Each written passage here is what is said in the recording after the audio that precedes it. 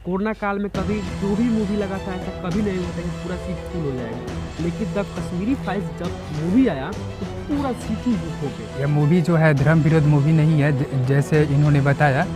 यह मूवी है टोटल वहाँ पे जो भी अत्याचार हुआ था वह दिखाया गया। वहाँ पे जो यह मूवी सिर्फ मुसलमान पे भी आधारित नहीं है। यह मूवी देख के हम लोगों के अंदर एक डिस्क्रिमिनेशन का भावना नहीं आना चाहिए, बल्कि एक जागरूक नागरिक बन के हम लोगों को उभरना चाहिए और यह समझना चाहिए कि वहाँ पे जो हिंदू लोग रहते थे वो मुसलमान और हिंदू दोनों साथ में रहते थे, लेकिन वहाँ पे जो इस्लाम, जो पूरा कट्टर इस्लाम के पक्ष में जो कुछ आतंकी संगठन था, उन लोगों का मेन मकसद था कि मतलब जो कश्मीर है उसे पाकिस्तान का हिस्सा बना के वहाँ पे सिर्फ इस्लामिक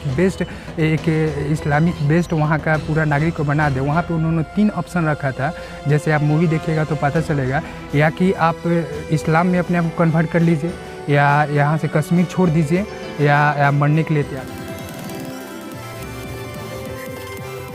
जस्ट मूवी आया है, 11 मार्च को लॉन्च हुआ है द कश्मीर फाइल्स। आप लोगों ने बखूबी देखा है, अगर नहीं देखा है तो आप एक बार ज़रूर देखें।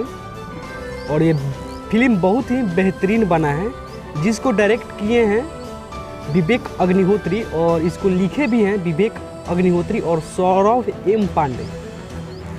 ये सच्चाई को दर्शाया गया है इस मूवी में, जिसके वजह से इसका 5 दिन में कलेक्शन 60 करोड़ 20 लाख के प्लस चला गया है। इससे आप अनुमान लगा सकते हैं कि मूवी ये कितना हिट जा रहा है और ये बॉक्स ऑफिस पे कब तक चलेगा।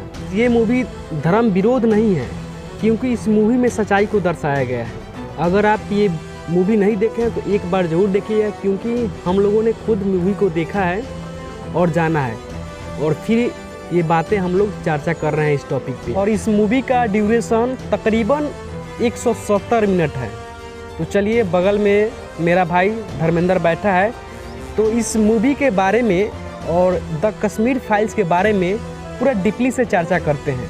अभी तक जो भी मेरे भाई बताएं, अभी तक आपने जान लिया है कि द कश्मीर फाइल्स मूवी का रियलिटी क्या है। यह मूवी जो है रियलिटी बेस्ड मूवी है। इसमें जैसे जो डायरेक्टर हैं विवेक अग्निहोत्री जी, उन्होंने इस मूवी को डायरेक्ट किया है, और जो सौरभ एम पांडे और विवेक अग्निहोत्री दोनों ने मिलकर इस मूवी को लिखा है। और यह जो मूवी है, जो द कश्मीरी फाइल्स मूवी, वो हिंदू एक्सोडस पे आधारित मूवी है। इस मूवी में वही दर्शाया गया है जो 1980 से लेके 1990-95 के आसपास, यहाँ 2015 के बीच में जो भी रियलिटी हुआ मतलब हिंदुओं के साथ, यह इस मूवी में दर्शाया गया है। यह मूवी जो है धर्म विरोध मूवी नहीं है, जैसे इन्होंने बताया।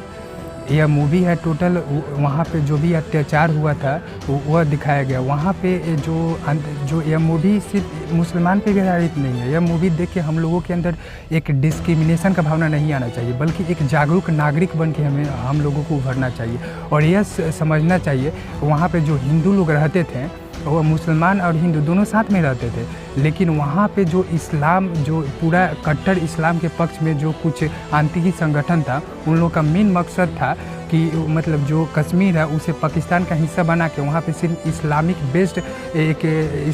बेस्ड वहाँ का पूरा नागरिक को बना दे। वहाँ पे उन्होंने 3 ऑप्शन रखा था, जैसे आप मूवी देखिएगा तो पता चलेगा, या कि आप इस्लाम में अपने आप को कन्वर्ट कर लीजिए, या यहाँ से कश्मीर छोड़ दीजिए, या मरने के लिए तैयार हो जाइए। लेकिन कुछ वहाँ पे ऐसा व्यक्ति थे, जैसे पुष्करनाथ पंडित जैसा व्यक्ति, जिसका रोल अनुपम खेर जी प्ले किए हैं, कि वो सीधा डटे रहे।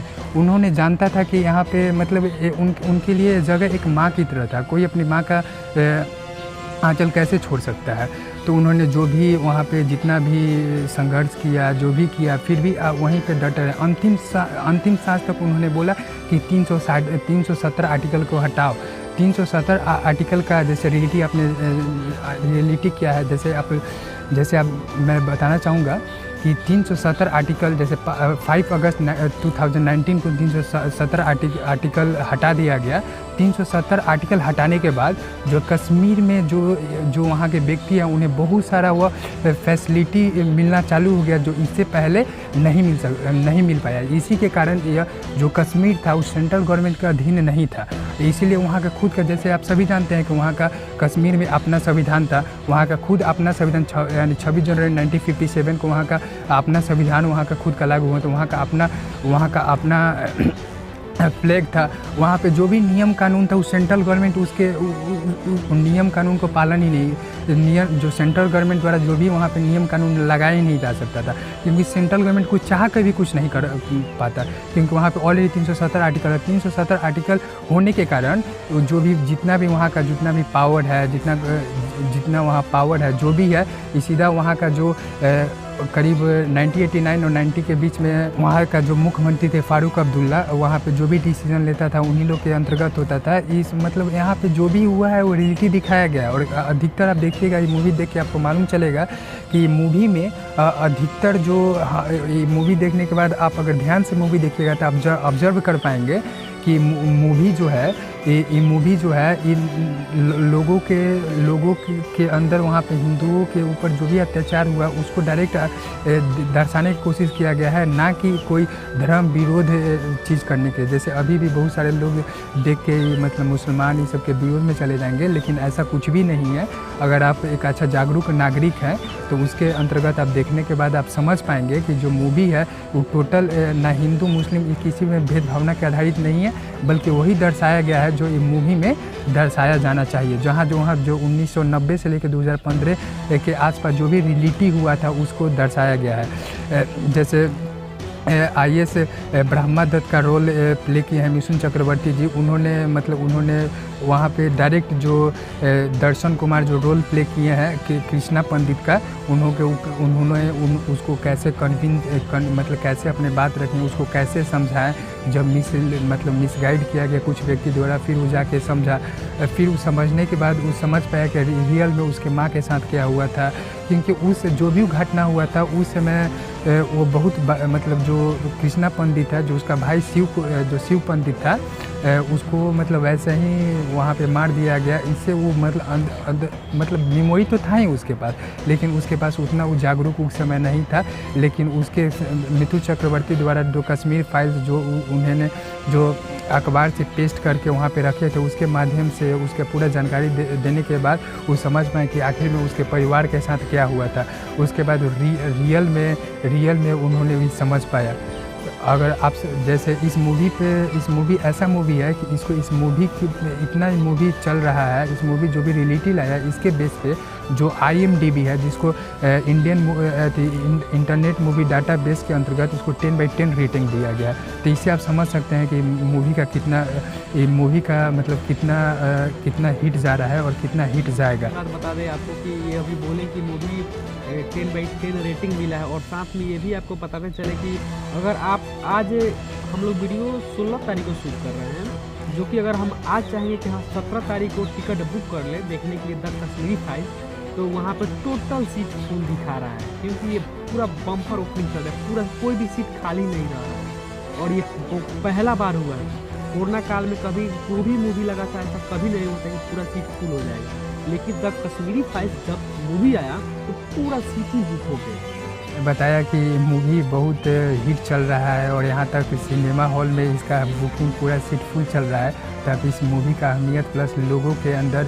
इस मूवी के देखने का एक थ्रस्ट आप जान सकते हैं। जो नहीं देखे हैं कृपया करके ये मूवी देखें। उसके बाद इसके बाद हम जो एक्सप्लेन करेंगे, जो बताएंगे, क्योंकि हम लोग ने काफ़ी रिसर्च करके, ऐसा कोई बात नहीं बोलना है, इस पर हम लोग अपना घंटों दे के रिसर्च करके मूवी का बनने के कारण क्या है, क्यों बना, क्या इसमें कितना सच्चाई है, क्या सच्चाई नहीं है, कितना रियल है, उसके बेस के आधार पे हम लोग 1947 से हम लोग का जब से देश आज़ाद हुआ है अभी 2022 तक के बीच में, और 1980 या 2015 के बीच में कश्मीर के मुद्दा को एकदम अच्छा से हम लोग सुलझा के आप लोग के बीच में पेश करेंगे। ठीक है, बोलिए आप कुछ बोलना चाहिए। कमेंट बॉक्स में जरूर बताइएगा अगर आपको दूसरी जानकारी चाहिए। और हाँ, वो भी नहीं देखना तो एक बार जरूर जाके देखिए। आई रिक्वेस्ट एक बार जरूर देखिए, तब जाके आपको कश्मीरी पंडितों का दर्द दिखाई देगा। और जो कश्मीर से हैं उनको तो पता ही है, क्योंकि वो उस चीज़ से गुजरे हैं, और हम लोग तो अभी अनजाने थे, कुछ जाने थे आधा अधूरा। लेकिन द कश्मीरी फाइल्स देखने के बाद पूरा जो कश्मीर में जो कांड हुआ था, जो चीज़ चल रहा था, वो हम लोगों ने सिनेमा घरों में जाकर देखी। इतना ही पे हम लोग अपना आरंभ करते हैं। तो आपको जैसे भी वीडियो पे रिव्यू देना है कमेंट बॉक्स में जाके कृपया अपना रिव्यू लिखें। उसके बाद अगर आप लोग का रिक्वेस्ट हो प्लस आप लोग जानने को इच्छुक हैं तो 1980 से लेकर 2015 के बीच यहाँ तक 2019 तक आर्टिकल 370 हटाने के बावजूद अभी कश्मीर किस स्थिति में है, पहले किस स्थिति में था, वहाँ पे हिंदुओं के ऊपर अत्याचार करने का कारण क्या था, अब वो क्यों नहीं कर पा रहे हैं, इसका टोटल जानकारी इस वीडियो के आप वॉच कीजिए, इसके बाद में हम लोग देंगे। मिलते हैं अगले नेक्स्ट वीडियो, तब तक के लिए जय हिंद जय भारत।